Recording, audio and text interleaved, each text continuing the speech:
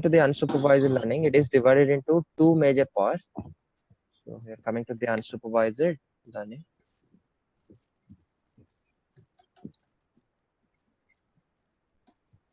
It is divided into two types. First one is clustering. Second one is the association. So here this entire thing comes under artificial intelligence only. So whereas coming to this course, so to explain this association, we need to create different algorithms on our own. So it will take more time. That's why in this course, I'm not covering this association rules. Coming to our course, we are covering clustering also. So here coming to the clustering, again, it is divided into two different parts. One is divisive clustering as well as another one is agglomerative clustering. So we will discuss that thing later. So initially in the clustering, we will discuss two different algorithms. First one is the k-means algorithm. After that, we will see the hierarchical clustering algorithm. In today's class, we will discuss these two algorithms.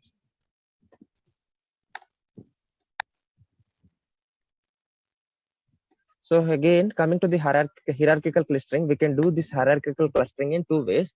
One is called as divisive clustering. Another one is called as agglomerative clustering.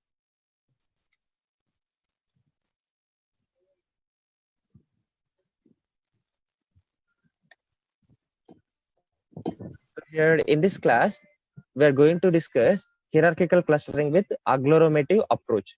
So whereas divisive approach is completely reverse to this agglomerative clustering. So in this today's class, initially we will start with this k-means clustering.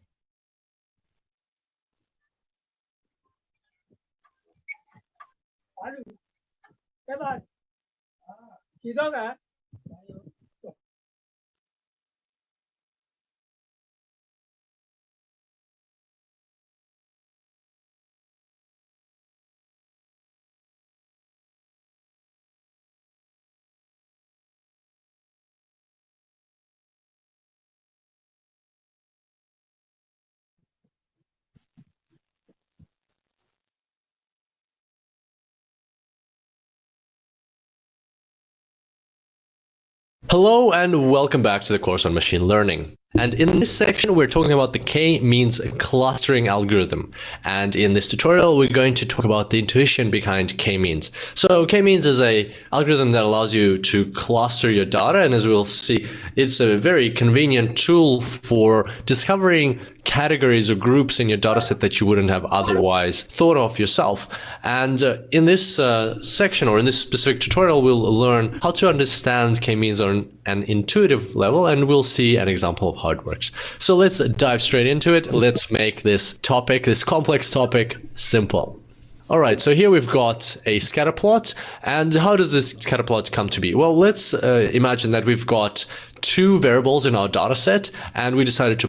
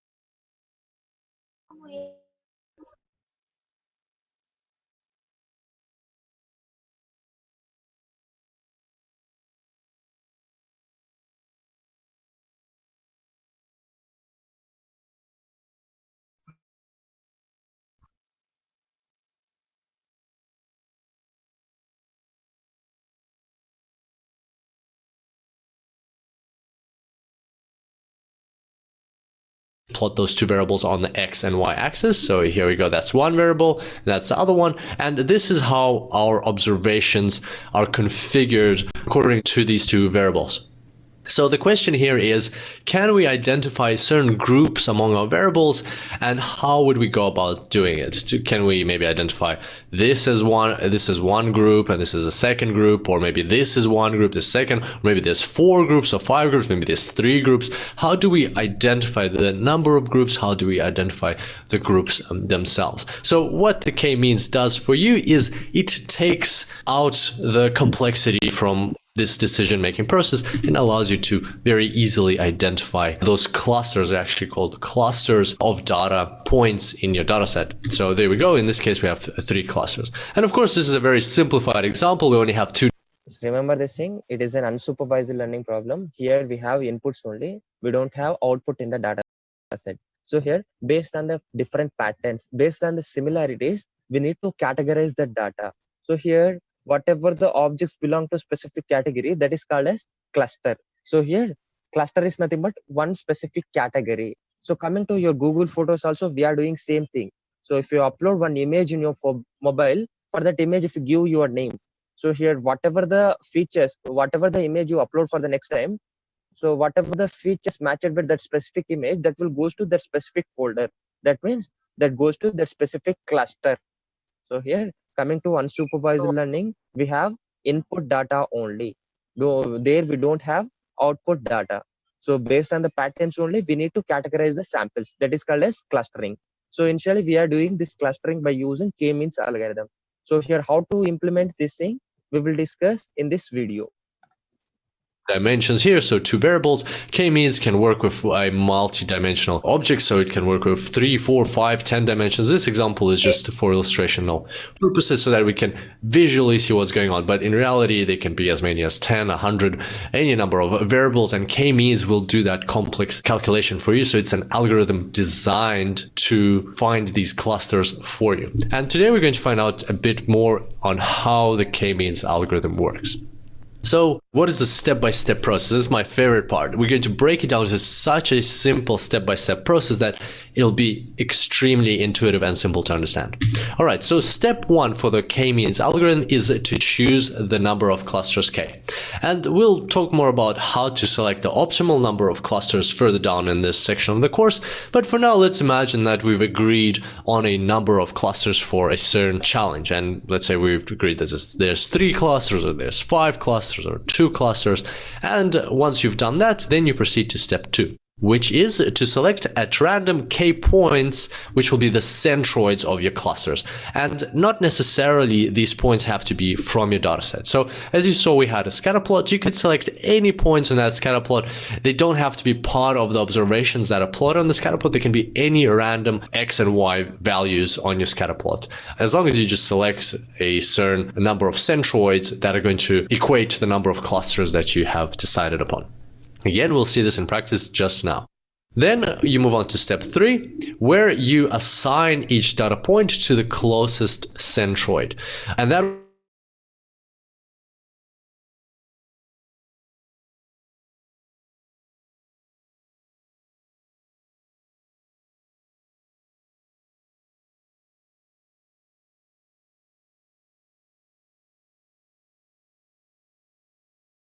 will form k clusters right away, immediately. So that's your starting clusters, and then there's going to be an iterative approach to your specific data point.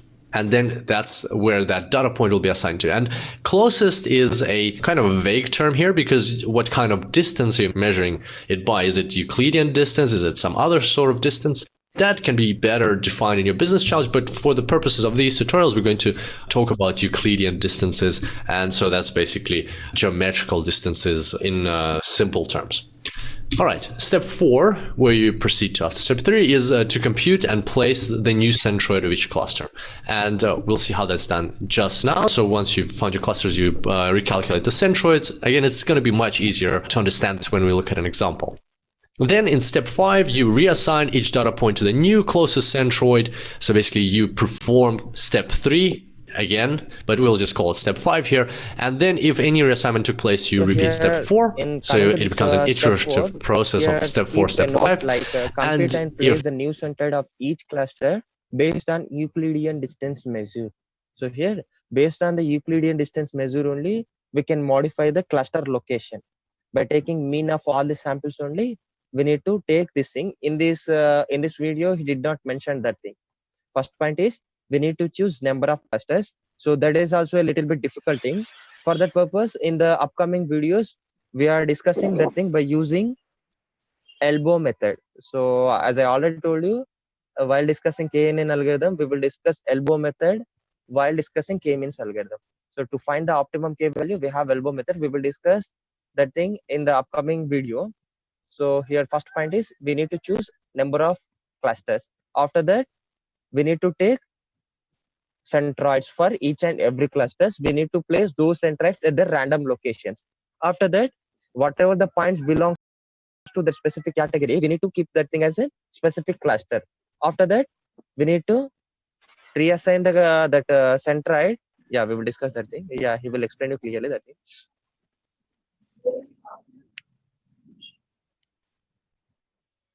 Or your assignment to place, you go to finish and your model is ready. I know this might seem a bit complex, but let's go through a visual example now so that we understand this on a very intuitive level. And then you can always reference this slide or this step-by-step rule further down when you're actually performing k-means clustering, or when you want to understand how it's happening and what's happening in the background of k-means clustering. So this slide will be a great reference point after we discuss this visual exercise that we're going to have just now. So let's move on. All right, so there is our scatter plot, and here we've got the observations in our dataset. They're plotted against two variables. And right away, the first question is, can you visually just quickly identify the final clusters that you think that we'll end up with? It's pretty tough, isn't it? And that is even when we just have two variables. Imagine how complex this situation or this challenge would be if we had 3 variables or 5 variables. We wouldn't even be able to plot a 5-dimensional scatter plot like that. So that's where k-means clustering comes into play, and that's where this algorithm will help us simplify the process. So let's see how it will perform in action. So in this case, we're actually going to manually perform the k-means clustering algorithm. So something that would normally be done by tools of your choice, for such as R or Python or any other tool. But in this case, just so that we can get very comfortable with this algorithm, we're going to do it manually and see exactly how it works. All right, so let's go through the steps. Step 1, choose the number of clusters k. And let's say we somehow identified that the optimal number of clusters is equal to 2. Again, we'll discuss how to find the optimal number of clusters further down in the section, but for now, let's agree that for this challenge, it's just 2 clusters. All right, and then step 2, select at random k points, which will be the centroids of your clusters, and not necessarily from your dataset. So what that means is that they can be actual points in your dataset, or they can just be random points on your scatter plot. It doesn't matter where you select them. So let's say we selected these 2 centroids, the blue centroid and the red centroid. Next step is step 3. Assign each data point to the closest centroid, and that will form k clusters. So basically, for every data point in our data set, what we need to do is identify which of the 2 centroids, blue or red, is the closest. So let's say for this data point, obviously blue is closer than red, so it would be assigned to the blue cluster. For this data point, blue is again closer than red. For this data point, red is closer than blue. And so we could keep going like that for every data point and assign it to one of the 2 centroids.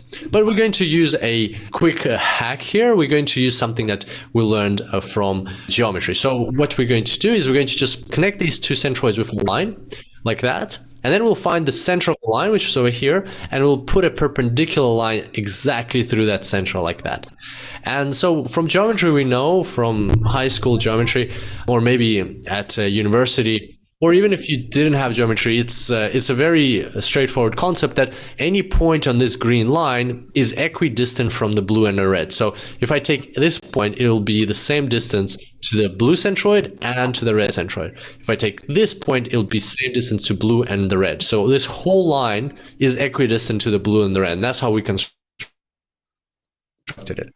And so based on that, it now is obvious that any of our points on the scatter plot above the green line is closer to the blue, and any of the points below the green line is closer to the red. And that's how we're going to just color our points. It's a very quick way of coloring them. And you could totally go through every point and individually identify which one to which centroid is closest, but just for our sake, while we're doing this exercise, it's going to be faster if we apply this quick hack method. So there we go, we've colored our centroid or our points on our scatter plot. Before we continue, I do want to mention something here, that closest is a very, even though it seems straightforward, it's quite an ambiguous term, because closest, when you're visualizing things on a scatter plot, yes, it's pretty straightforward that it's the distance, right? But at the same time, in mathematics and in data science, there's lots of different type of distances. Like the one we're using is Euclidean, and the question is, should you be using Euclidean distances or should you be using some other type of distances defined for your challenge? And that is something up to you to decide, and there's something for you to specify for the algorithm what type of distance you're going to be using. But for our sake, we're just going to be using Euclidean distances for the illustration purposes. And basically, that's just a very straightforward, simple geometrical distances between two different points. So that's just a caveat there. And if you'd like to research more about distances and what other kind of distances you can use, just make sure to look into that, because for some challenges, sometimes you might want to use non-Euclidean distances that are defined in other specific ways. All right, so with that in mind, let's proceed to step 4. Step 4, compute and... So here we are reassigning the data points by taking average of all these green points. So by taking average of all these green points, we are moving this centroid location. We are rearranging this centroid. As well as by taking average of all these samples, we are moving at the mean of these all points. So here, if you take average of all these points, it will come up here. If you take average of all these points, it will come up here. Again, we need to join these 2 points, and again we need to plot a perpendicular line to this thing. After plotting this perpendicular line, what happens if data points is varied? If these data points are rearranged, again we need to perform this step.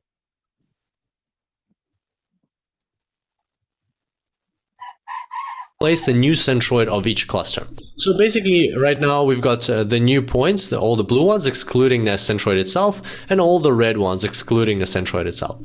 And we need to find out where the actual centroid, the new centroid for the blue points is, and the new centroid for the red points is.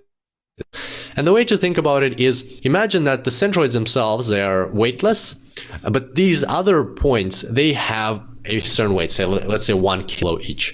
Then you need to find the center of mass, or the center of gravity of these centroids, and you need to pinpoint it on your scatter plot. So for the blue cluster, it'll be somewhere here. For the red cluster, it'll be somewhere over here.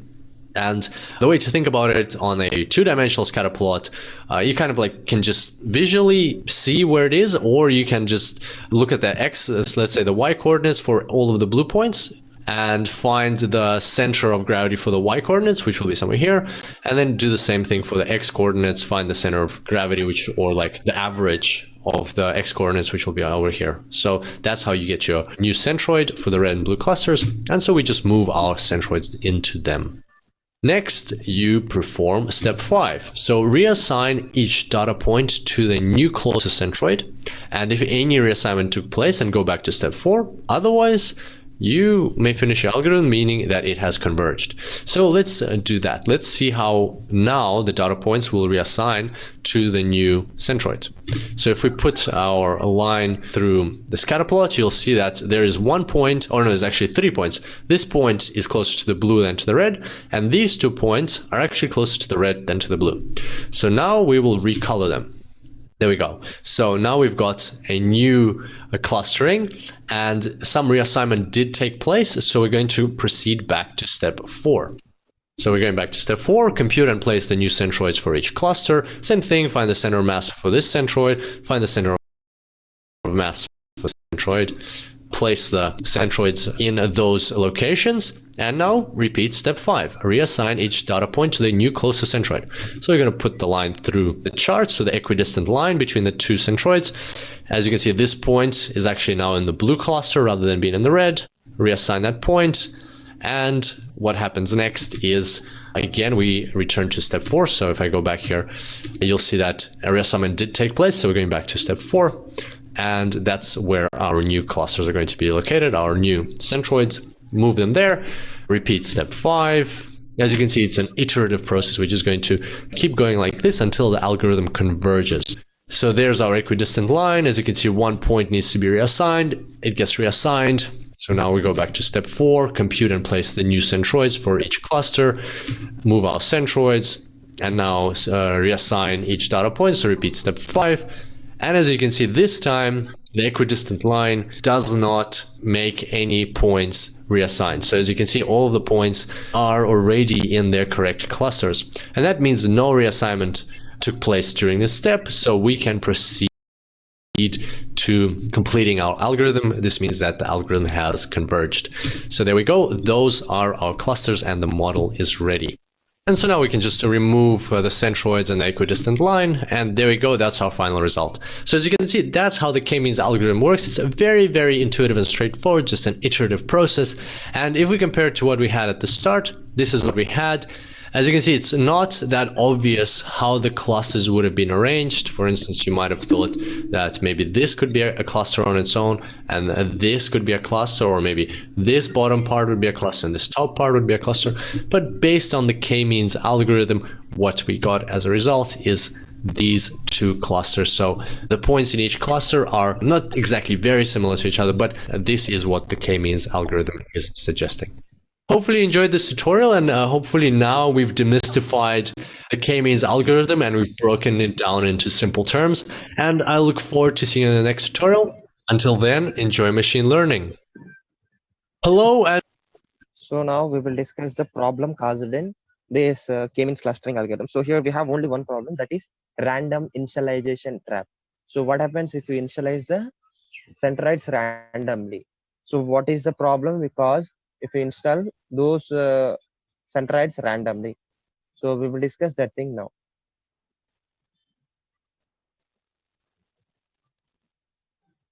hello and welcome back to the course on machine learning. Today we're going to talk about a specific aspect of the k-means algorithm, which is the random initialization trap. So let's have a look at this phenomenon and see what it's all about. So, random initialization trap. So here we've got a scatter plot, again with two variables. So we've got the x and y coordinates. And in this case, let's say we're going to choose 3 clusters. So right away, you kind of tell which is the final result. What is the final result going to look like if we choose 3 clusters? It does look like you can pretty easily spot them here. But let's nevertheless form this operation, this algorithm. And if we initialize our centroids like this, then what we'll get is, because we already kind of can tell that probably that's a cluster, that's a cluster, and that's a cluster. So just to make the algorithm a bit faster, so we don't have to do too many easy steps and iterations, we're going to select our centroids like this, and right away if we perform the algorithm we'll get these clusters. And next is, even if we move around the centroids, so we find the centroids of each of these clusters, nothing's going to change. So you can, in your own time, you can perform the steps that we learned about in the previous tutorial and see that nothing will indeed change because of the way we selected the centroids. This is already the final result. So those are going to be the clusters that we're going to end up with. So that's kind of the end result of the k-means algorithm, because we selected the clusters, the centroids, in the places where we did. Now the question is, what if we select the centroids in different locations? Will we be able to change the result? Will the result be different? And of course an algorithm has to be, what we want from this algorithm is for it to give us a deterministic result, because we can select the centroids at random, and therefore we don't want that selection of centroids to affect how the clustering is going to happen. But let's have a look and see what happens. So what will happen if we had a bad random initialization? So bad is like a term we're going to use loosely for now, but you will see why we're using bad random initialization just now. So again, we're going to go through these steps that we discussed in the previous tutorial. We're going to choose a number of clusters, which is 3. We'll select at random 3 points, which will be our centroids. We'll assign each data point to the closest centroid that will form k clusters. We'll compute and place the new centroid for each cluster, and centroids, but the principal centroid here on this side, 1 centroid here and 1 centroid here. So let's have a look what happens now. If we draw a line, so this time we have 3 clusters of 3 centroids, but the principle is kind of the same. We still have a point which is equidistant from all 3 of them. So this point over here is the same distance from all 3. And then this line is equidistant from these 2. This line is equidistant from these 2. This line is equidistant from these 2. Again, this is not part of the algorithm. As part of the algorithm, you would just take each individual point, you look at this point, and you would see which centroid is the closest. So this time is green, you'd color it green. This one, you check again, you'd color it green. This one, you check again, color it green, and so on. Then this one is the closest to red, you'd color it red, and so on. But just to make things easier for ourselves, we're going to use this little hack. We're going to use these lines to say anything in this part of the chart is going to be closest to red, just because these are equidistant lines. Anything in this part of the chart is going to be green. Anything in this part of the chart is going to be blue. It'll just save us time. So based on this method, we can tell right away that this is the red cluster for now, this is the blue, this is the green. So now we've assigned each data point to the closest centroid. That's great. Now we're going to move on to step 4. And we're going to move these clusters. So we're going to recalculate, compute and place the new centroids for each cluster. So there we can see that that is probably the center of mass for the red points. That's the one for blue points. That's the one for green points.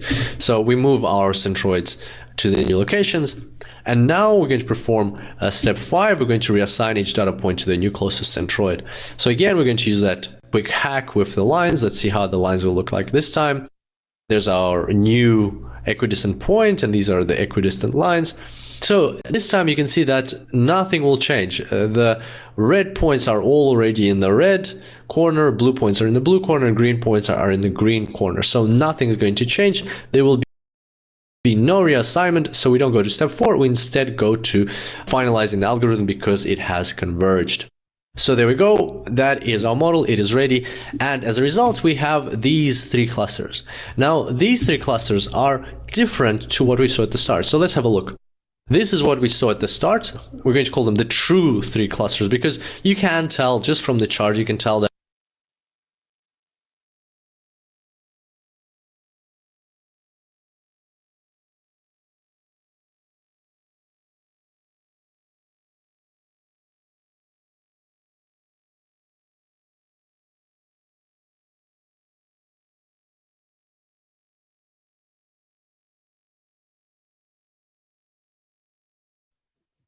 Sorry.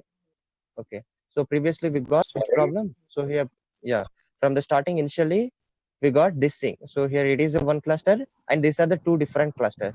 So if you rechange these centroids, we got clusters like, so here it is one cluster, and here we got 2 clusters. So here it is a problem which we are getting in k-means algorithm. To solve this problem, we are moving for k-means plus plus algorithm. So there, for the clustering, optimized way will be there. So based on that optimization, it will return the output. These points would most likely form a cluster. These would form a cluster, and these would form a cluster. Just by looking at it, you can intuitively tell that is the case. This is what we got at the start of the tutorial, and this is what we got now. So you can see that the 3 clusters are different, and therefore what we have is a situation or a phenomenon where the selection of the centroids at the very start of the algorithm can potentially dictate the outcome of the algorithm, and that's not a good thing because the centroids are selected at random. So how do you combat this? How do you battle this? Well, the answer is actually not as straightforward. There is a addition or a modification to the k-means algorithm that allows you to correctly select the centroids. And the solution here is the k-means plus plus algorithm. Now, at the same time, I wanted to mention that we're not actually going to delve deeply into the k-means plus plus algorithm and how it's structured. You can definitely read up more about it on Wikipedia or other sources. It is quite a involved approach in how that selection occurs, but the good news is that all of this happens in the background. So the k-means plus plus happens either in R or Python or whatever tool you're using. You don't need to actually actually implemented. So it's just a good idea to be aware of this issue, that there's a true cluster result that you're after, and there can be some false or some non-desirable clustering results, clustering outcomes of the k-mean clustering algorithm. It's good to be aware of that issue, and it's also good to know that the tools that you use will be, or make sure that the tools you're using are going to be implementing that specific selection of the random centroids at the very start, so that you get the good result. So definitely, if you are more interested to learn more about the k-means plus algorithm, definitely read up about it. But otherwise, it's not something that you really have to worry about. It's just something that you need to keep in mind and make sure, or be confident that the tools you're using are bypassing this initialization trap. So hopefully you enjoyed today's tutorial, and I look forward to seeing you next time.